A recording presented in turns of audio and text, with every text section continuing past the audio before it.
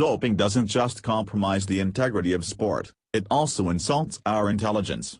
So we get statements like the one from Justin Gatlin, who declared last week, "I am not using and have not used PSS," after it was reported that his coach Dennis Mitchell had offered to supply undercover reporters with performance-enhancing drugs.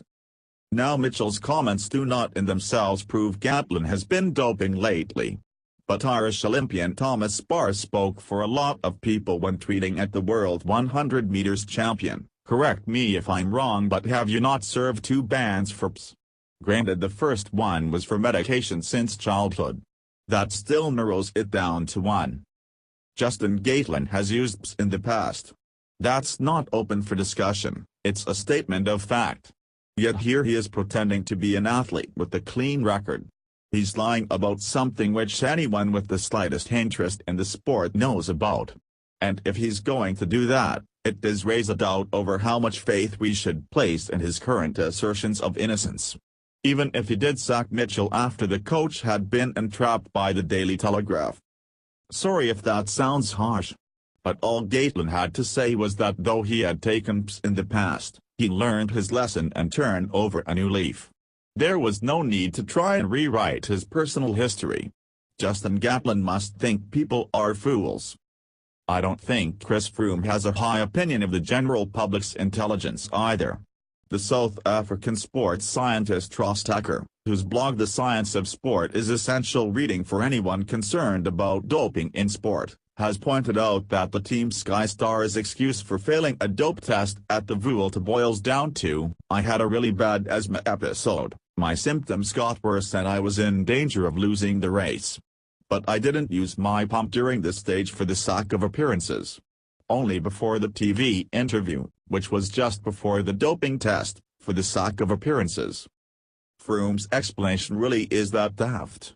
As Tucker notes, a positive test trying to improve interview performance is novel. I suppose the explanation could be true. If you really wanted to believe in Froome, you could maybe perhaps go for it.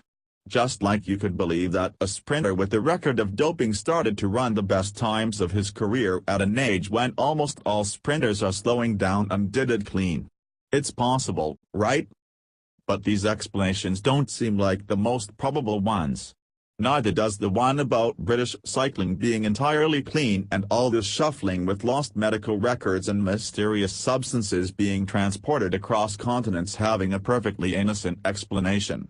Or that Mo Farah missing dope tests, hugely improving his performance after becoming involved with a coach who's been accused of doping and then lying about working with another coach who's been caught doping signifies nothing more than the tricky nature of coincidence. You could believe all these things, just like some people used to believe that Lance Armstrong was the victim of some vast conspiracy where a large group of people had banded together to sully his good name. How did that work out for you, folks? There was a time when athletes accused of doping simply declared their innocence. These days their defenders are more likely to adopt a "well, you can't prove 100% that he's guilty" argument. This tortuous and legalistic approach means that those inclined to do so can maintain their illusions for longer. But it greatly fuels public cynicism about high-level sport. Mention athletics and cycling to a lot of people these days and you will get a sneer and a shake of the head. It's an awful pity. Because I still believe that there are athletes and cyclists out there who don't cheat, for the simple reason that in any field of endeavor there are honest people. Human nature is not entirely rotten. To argue that it is merely peddles cheap cynicism in the guise of realism. And to argue that sure, they're all doping. Let them at it, is to let the worst offenders off the hook and provide comfort to the dopers. Everyone does it, is probably what they tell themselves on the odd occasion that conscience threatens to kick in. Making doping legal, as sometimes suggested by the more thoughtless pundit, doesn't make sense either. Why should a kid who shows real talent in athletics and cycling be forced to take drugs, some of which carry health risks, in order to achieve their full potential? Sport is compromised enough without adding the active promotion of drug-taking to its list of sins. Trying to improve testing and nail as many offenders as possible remains the only feasible approach. It's not perfect and it means we have to listen to a lot of lies and bullshit along the way. But in the end Lance Armstrong won't be the only one who runs out of road. The truth matters,